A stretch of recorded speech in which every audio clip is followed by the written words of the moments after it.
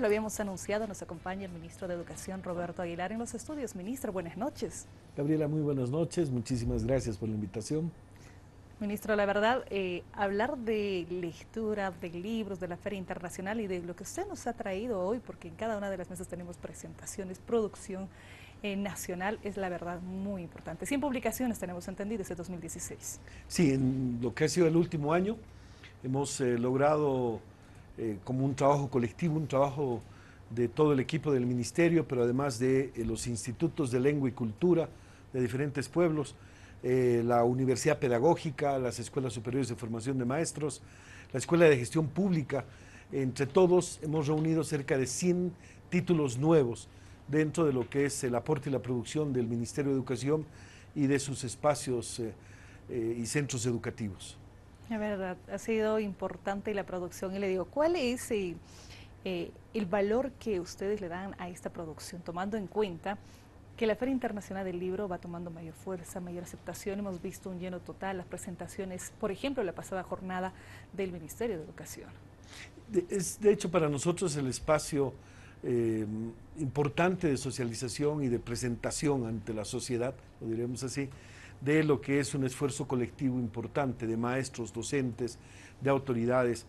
Y obviamente este es el esfuerzo que se desarrolla en un contexto de responsabilidad institucional, pero además de convocatoria a maestros y a maestras que tienen interés en seguir contribuyendo dentro del marco de la investigación educativa o en su caso del aporte en diferentes ámbitos, tanto pedagógico como en contextos metodológicos, etcétera. Y hemos tenido dos presentaciones. La primera que reunió a todo lo que era la presentación de del aporte del ministerio, como decíamos, cerca de 100 títulos nuevos para la gestión 2016, y el día de ayer hemos tenido la presentación de la revista Huellas Pedagógicas, que es el primer número de la publicación, de esta publicación periódica que la Universidad Pedagógica está impulsando ya en el contexto de los posgrados del magisterio boliviano. La Universidad Pedagógica antes funcionaba como una normal más, es decir, formaba a los maestros y maestras. Ahora la Universidad Pedagógica ya está institucionalizada en un contexto del posgrado del magisterio y es donde se están desarrollando los diplomados, especialidades y maestrías dentro de un contexto de lo que va a ser específicamente la especialización de maestros. ¿Cuáles son, ministro, las líneas temáticas fundamentales de todas estas publicaciones? Me parece eso tremendamente ambicioso. Yo no recuerdo que el Ministerio de Educación hubiera emprendido una política editorial tan agresiva y tan ambiciosa como esta. Julio, muy buenas noches, también un gran saludo y a todo el equipo de Ayala. Los títulos son diversos y hemos tratado de abarcar todos los espacios de trabajo del Ministerio. Hay uno que es el más bonito, el más llamativo, el más interesante, que es Nuestro Amigo Mar, que este es un esfuerzo de traducir a el lenguaje del dibujo, de la imagen, del color, lo que es el libro del mar. Y a través de este texto es que se ha hecho posible que podamos ya avanzar hacia una difusión mayor en ámbitos diversos. Teníamos el libro del mar, que se lo ha declarado el libro oficial del contexto educativo, pero además tenemos ahora ya los textos didácticos o didactizados para los niños más pequeños del sistema educativo, que son los estudiantes de educación inicial. Este es uno de los aportes bonitos que además ya complementa lo que se ha estado haciendo ya en los otros ciclos a través del libro del mar, incentivar la lectura, incentivar el conocimiento de lo que es nuestra reivindicación patriótica, pero obviamente ahí el de incorporar el contexto de lo didáctico como un elemento central. Y hacemos un salto desde un elemento didáctico hasta elementos como el debate de docentes universitarios, así como profesores y profesoras en el contexto de este caso de historia. Este texto es la memoria del encuentro de docentes de escuelas superiores de formación de maestros y maestros e historiadores universitarios, diálogos sobre historia plurinacional de Bolivia. Este es el primer número de una colección que vamos a ir desarrollando a lo largo de todo los próximos meses, acercando la universidad al contexto de la secundaria y la secundaria al contexto universitario. Aquí historia, pero de ahí vamos a avanzar a matemáticas, física, química, haciendo que los docentes universitarios nos puedan, obviamente, dar sus miradas críticas y propositivas dentro de lo que es el tema de la currícula de secundaria fundamentalmente. Otro tema que es importantísimo, la serie de revolución educativa. En este caso es 7 años de esfuerzo de la unidad de transparencia que ha sistematizado en este texto revolución ética en la revolución educativa. Todo lo que se ha hecho en transparencia, en lucha contra la corrupción, en lucha contra la violencia, en lucha contra la violencia sexual, que es uno de los dramas que todavía existe en nuestras unidades educativas, está sintetizado en este texto. Y junto con este, en la serie Revolución Educativa, está todo el esfuerzo que se ha realizado en el ámbito de la formación docente.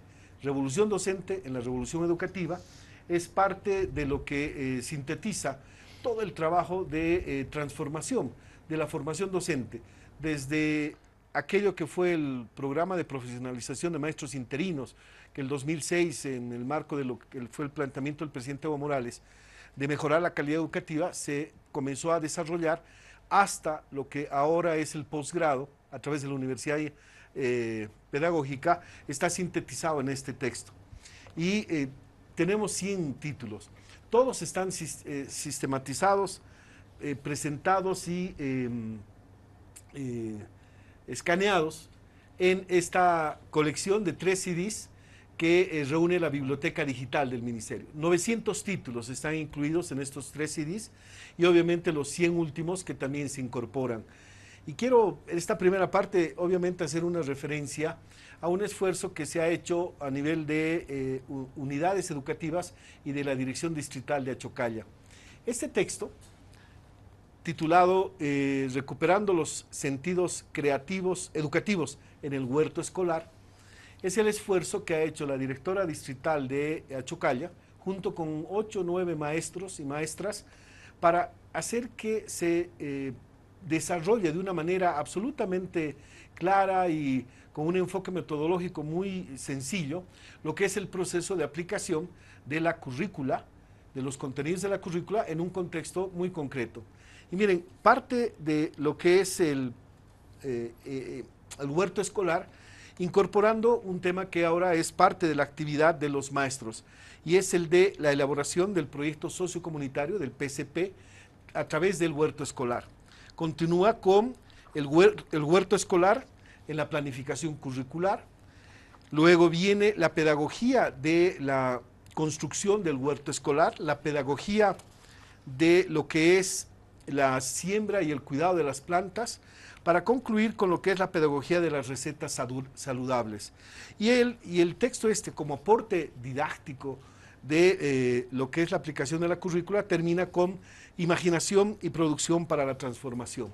Es decir, todo lo que está planteado como parte del enfoque educativo, del modelo educativo sociocomunitario productivo, los maestros de Achocalla, a través de la coordinación de su directora distrital, han logrado traducirlo en un texto. Y también lo presentamos con mucho orgullo, porque si bien no es una producción directa del ministerio, es la producción de los maestros, que eso es obviamente el objetivo que tenemos, que el maestro produzca y nosotros podamos también presentarlo y difundirlo. Ministro, debo aprovechar su presencia porque no viene muy seguido de las recargadas labores. Hay una entrevista en una revista del diario Los Tiempos de Cochabamba, creo que ya lo hemos comentado previo ingreso al programa. Un ex viceministro, no voy a hacer el nombre porque no quiero hacerle propaganda gratis, dice que la educación boliviana no es educación, es alienación. El analista cuestiona la negativa de las autoridades a realizar evaluaciones de la calidad educativa y su tolerancia con los grupos corporativos. Más o menos los maestros hacen lo que les da la gana y la educación boliviana está patas para arriba. ¿Cuál es su criterio al respecto? Porque creo que este es un tema central que hay que discutir. Yo lo que le recomiendo a este ex viceministro, PhD en tema educativo o literatura, creo, que lea lo primero este texto, Revolución Docente en la Revolución Educativa. Este texto sintetiza todo el esfuerzo que no pudieron hacer ellos cuando estuvieron a cargo del ministerio. En el gobierno de Carlos Mesa, ¿verdad? Exacto. Que no pudieron hacer ni cuando estuvieron como viceministros, ni cuando estuvieron dirigiendo la normal. Y este texto sintetiza todo lo que se ha hecho como esfuerzo, no nuestro, sino como esfuerzo colectivo del sistema educativo, y en donde los maestros y maestras se han incorporado como parte activa de ese proceso de transformación, son ellos los actores, para lograr obviamente revertir un tema que es clave. Lo que vivimos en este momento como resultado de impactos negativos en la educación es lo que nos dejaron como herencia, obviamente, los autores de la Ley 1565 y de todo el intento de aplicar una reforma educativa sobre la forma más direccionada y bajo un criterio de imposición. El enfoque que han planteado y que ahora tratan de traducirlo en crítica, y es bien interesante, yo les pido a todos los que nos escuchan y tuvieran interés en ver el contexto de un debate interesante sobre el tema educativo. Él dice que la educación boliviana es totalmente desastrosa, está mal, que realmente no sirve para nada, que los maestros, en algún otro artículo dijo, son unos parásitos del Estado, los califica de lo peor a los maestros. Y cuando hace la parte de propuestas, no ha leído nuestros textos, porque obviamente son las propuestas que se han ido presentando en todos estos textos. Elementos que de pronto ahora los critica, es lo que en su momento él no pudo plantear como opción y se los puso en ejecución en los periodos últimos. Y lo más importante, yo creo que el desmerecer a los maestros el esfuerzo y el trabajo es obviamente desmerecer el proceso colectivo de construcción de lo que es nuestra educación y obviamente el de desmerecer lo que han sido nuestros maestros. Él hace referencia al maestro como si fuera realmente el peor escollo dentro de la transformación educativa, pero supongo que un maestro o una maestra lo educaron. Y no solamente haciendo rememoranza a 2 o 3 colegios privados, como dice, es que se va a entender que hay un proceso diferente al que ellos impulsaron. Él fue director de una unidad educativa. La pregunta es, ¿qué logró hacer? Colegio privado de La Paz, Exacto, de la zona ¿qué sur de La logró Paz? hacer para transformar esa unidad educativa en una buena unidad educativa? De repente lo ha hecho. Ese es un aspecto que obviamente queda en la conciencia. Lo que nosotros tenemos en nuestra conciencia son 100 libros del 2016 producidos colectivamente y 900 títulos producidos en los últimos 7 o 8 años, como un esfuerzo de maestros y maestras. Miren, revisen la revista Huellas Pedagógicas, que es la revista del posgrado, con cerca de 12 artículos que han elaborado y han escrito maestros y maestras que están en este momento cursando algún posgrado o son docentes del posgrado. Y obviamente van a poder encontrar que hay una nueva concepción y un nuevo espacio de respeto al maestro, pero también de exigencia. No es solamente el de ser permisivos, como dice, sino el de poder compartir. Claro, dice que no los evalúan, que hacen lo que quieren. Y ese es un aspecto que obviamente ha quedado claro. La concepción que tenemos es que tenemos que ir avanzando poco a poco en el contexto de incorporarnos a procesos de evaluación, pero aquellos que nos contribuyan. Ya estamos en el Laboratorio de Evaluación de la Calidad Educativa, el IESE de UNESCO, como parte integrante, porque hay que inscribirse como Estado para después llevar adelante el proceso, y estamos en ese proceso. El 2019 hacemos la primera evaluación en un contexto formal, institucional, de la calidad de la educación en el ámbito primario, y estamos desarrollando también con IESE los aportes para avanzar hacia lo que es la evaluación de secundaria. ¿Por qué lo hacemos ahora?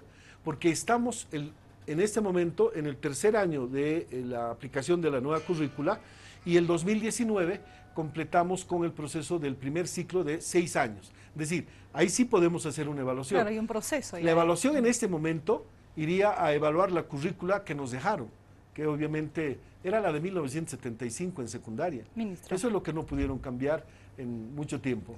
Ministro, la 1565, ese intento de empezar a hablar con la reforma educativa y de una producción, al final no tuvo sus resultados por la forma en la que se aplicaba y por cómo fue concebida. Además, no había producción. Usted recuerda la cantidad de libros que se piden en las unidades educativas. Hoy todavía de repente es complicado porque el maestro está entre hago la producción o voy con el antiguo método, que es mucho más fácil, pedir un libro y tratar de acomodar a la realidad, por ejemplo. Y esto está relacionado, ministro, también con una dirigencia del magisterio que no representa obviamente a la gran cantidad de maestros que están en el Profocom y todo aquello, pero cuando se quiere conversar con ellos, si se acuerda Julio, tuvimos una unidad móvil con la dirigencia del magisterio, la propuesta no va por la calidad educativa. y tendría que estar como esencia del magisterio y de la dirigencia el rol en el que se está buscando, ¿no? Y cómo se busca también, y cómo se puede evaluar o mejorar, y de verdad conozco la ley 070. Uno de los temas que innegablemente ha estado puesto en la mesa del debate entre la 1565, la ley de la reforma educativa de la década de los 90, el 94, y que estuvo vigente hasta hace 3, 4 años atrás, porque obviamente el proceso fue los últimos 10 años de construcción de un nuevo enfoque educativo. Y la ley 70, uno encuentra que hay una marcada diferencia. La ley 1565 lo que planteaba era entender el proceso educativo como un proceso en que lo construían las personas que tenían niveles formativos altos, y a partir de ello el resto del sistema educativo era el que reproducía lo que los especialistas construían como textos, como currícula, como contenidos. Y eso fue muy notorio. Si ustedes recuerdan, son cerca de 260 millones, cerca de 300 millones de dólares que se consiguieron de crédito del Banco Mundial, del BID, de varios sectores, para que se desarrolle el proceso de la reforma educativa. ¿Y en qué concluyó? En una cantidad impresionante de textos producidos por una cantidad impresionante también de consultores. Y obviamente cuando lo ponen a disposición del maestro, le dicen, esto es lo que ha escrito el especialista y tú lo tienes que aplicar.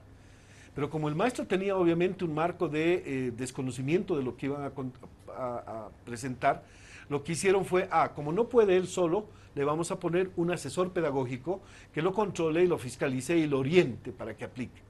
Nosotros en la ley 70, y digo nosotros en sentido colectivo de todos los que han construido esto, maestros, padres de familia, instituciones educativas, hemos cambiado la concepción. Desde la propia construcción de la ley, los que han participado en las reflexiones, procesos de debate, etcétera, se han podido confirmar que la construcción debe ser colectiva, democrática y participativa. Y hemos hablado, hemos discutido, hemos conversado, hemos propuesto con las instituciones educativas, con los padres y madres, con organizaciones indígenas, con los sindicatos, con las confederaciones, lo que después se constituyó ya en el proyecto y después en la ley 70, en la ley Avelino Ciñani y Lizarro Pérez. Para los maestros y maestras, la ley 70 fue aprobada en el ampliado del magisterio urbano, su ampliado nacional, y de 56 sindicatos presentes, 53 aprobaron la ley. 3, los trotskistas, rechazaron la ley. Y en el ámbito del ampliado del magisterio rural, eran como 60, un poco más, de sindicatos regionales, la totalidad y por unanimidad aprobaron la ley Avelino Ciñani. Es decir, fue una ley que fue construida y aportada y aprobada en un contexto colectivo y democrático. ¿En qué se diferencia? En que en su aplicación ya no tomamos a asesores pedagógicos o a consultores internacionales o externos externos al sistema educativo, sino incorporamos el debate con los propios maestros. Y tenemos las actas, ahí las guardamos para la historia y para las memorias, firmadas por los maestros y maestras de diferentes regiones, de diferentes especialidades, que contribuyeron con su propuesta, con su mirada, con sus aportes, para que lo que ahora estamos aplicando sea parte de lo que el maestro ha vivido, no lo que le han dicho que debe aplicar. Este proceso es complejo porque hay que obviamente socializar. Por eso es que la producción en el ministerio está volviéndose abundante año a año, porque es a través de estos documentos que llegamos al maestro o el maestro llega a nosotros y nos presenta sus propuestas. Mejor ejemplo que les decía, Huerto Escolar, que es una producción de los maestros de base, de los maestros de un distrito y que contribuye en el modelo educativo con una temática específica a desarrollar lo que es el nuevo enfoque de la educación. Ministro, tenemos una nota que la vamos a presentar en este momento, porque vamos a relacionar también esto con el Día Internacional de la Alfabetización. Nuestra periodista María Luz Vaca preparó un informe, algunos datos que los queremos compartir y luego hablamos también con el ministro de Educación. Vamos con esta información, veamos.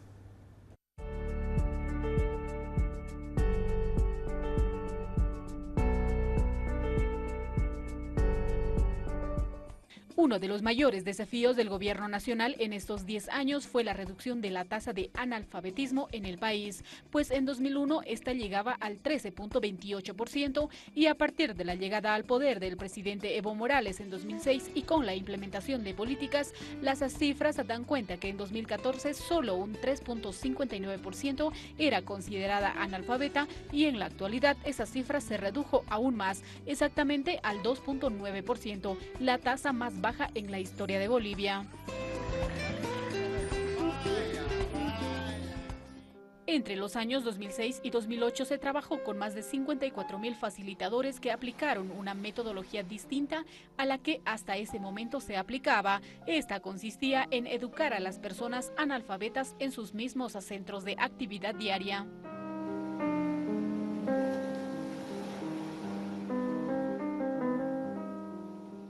En 2008, el número de personas que no sabían leer ni escribir en el país se redujo y el programa se convirtió en anual, por lo que la cantidad de facilitadores se redujo a 10.000.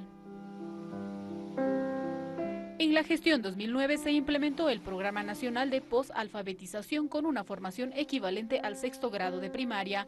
En casi 7 años se logró que 204.214 personas jóvenes y adultas participen en procesos de posalfabetización atendidos por 13.528 facilitadores voluntarios por año. Además, a 108.562 personas concluyeron el 3º de primaria y 47.490 se graduaron en 6º de primaria.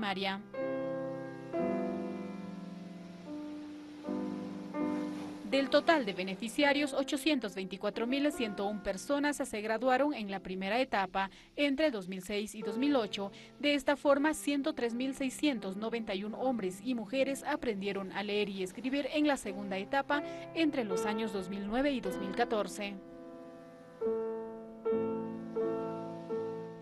El aprendizaje de la lectura y escritura por cerca de 1 millón de bolivianos y la conclusión de la educación primaria por 75.523 personas constituyen solo algunos de los principales logros del gobierno nacional. Según datos del Instituto Nacional de Estadística arrojados en el Censo Nacional de Población y Vivienda llevado a cabo en Bolivia en el 2012, se determinó que la población alfabetizada en el país alcanza el 96.2%. Los 3 primeros departamentos que presentan altos índices de alfabetismo son Pando con un 97.8%, Santa Cruz con un 97.4% y Beni con el 96.9%. Además, el Ministerio de Educación confirmó que en el año 2017 se iniciará con los programas para alfabetizar en las 36 lenguas originarias habladas en este país. La Constitución Política del Estado Plurinacional Boliviano establece que son idiomas oficiales el castellano y todos los de naciones y pueblos indígena originario campesinos y dispone que las universidades deben implementar programas para la recuperación, preservación, desarrollo, aprendizaje y divulgación de las diferentes lenguas. Hace 50 años, la UNESCO proclamó oficialmente el 8 de septiembre como Día Internacional de la Alfabetización, a fin de movilizar a la comunidad internacional y fomentar la alfabetización como instrumento para empoderar a las personas, las comunidades y las sociedades. Bolivia logró sus objetivos, por lo que este año participó de la Conferencia Mundial de Alfabetización que se realizó en París, Francia. Autoridades del país junto a Cuba, Ecuador, Haití y México compartieron experiencias, dado que en Bolivia se convirtió en una política de Estado. De ahí la relación de la alfabetización con los planes nacionales de desarrollo y la Agenda Patriótica 2025 de Bolivia para construir una Bolivia digna y productiva para vivir bien.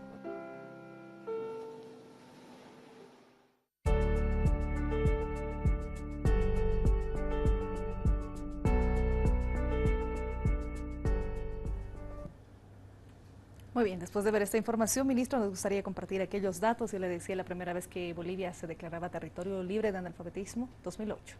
Así es, un 20 de diciembre del 2008 se estaba logrando la meta histórica de hacer que Bolivia sea declarada libre de analfabetismo. Para todos los televidentes, la UNESCO ha establecido un parámetro de que todo país que tenga menos del 4% de analfabetos del total de su población es declarada libre de analfabetismo, porque obviamente hay población que tiene problemas de repente de discapacidad que le impiden poder generar procesos de lectoescritura o procesos educativos, personas muy ancianas que de repente ya por diferentes razones no se incorporan a procesos. Por eso es que Bolivia, el 20 de diciembre del 2008, al obtener un 3.7%, fue declarada libre de analfabetismo. Tuvimos un periodo lamentable de retroceso que, producto de varias razones, fue confirmado el 2012 con el censo. Y el censo nos da una cifra de 5 puntos y fracción de analfabetos, es decir, habíamos vuelto a un nivel superior al 4%.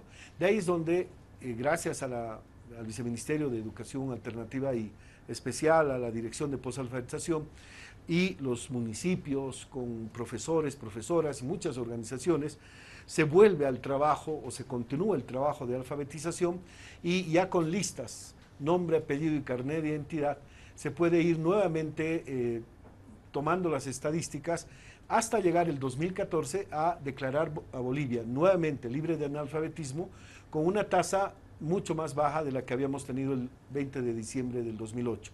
Bolivia es declarada libre de analfabetismo con 2.29. El dato que se dio, yo también en algún momento lo hice en un error, en una declaración dice 2.9, en realidad es 2.29, que es la cifra que históricamente ha mostrado Bolivia como parte de ese trabajo y ese esfuerzo de lograr hacer retroceder al analfabetismo como una situación obviamente de problemática social. Bolivia en este momento está reconocida por haber logrado este contexto de reducir el analfabetismo en este cuantitativamente de una manera tan significativa. Segundo, el de haber incorporado el concepto de la producción dentro del contexto de la alfabetización. Y el tercer elemento, el de haber incorporado la lengua originaria como parte de los procesos de alfabetización. Y Noel Aguirre ha estado hace poco tiempo en París haciendo la presentación en el 50 aniversario del 8 de septiembre, que es el Día Internacional de la Alfabetización. Muy bien, ministro, la verdad ha sido un gusto conversar estos minutos. De repente algo que nos falte abordar también. Todos los que tuvieran interés en poder obtener... Esto se distribuye a nivel nacional, ciudades, mundo rural.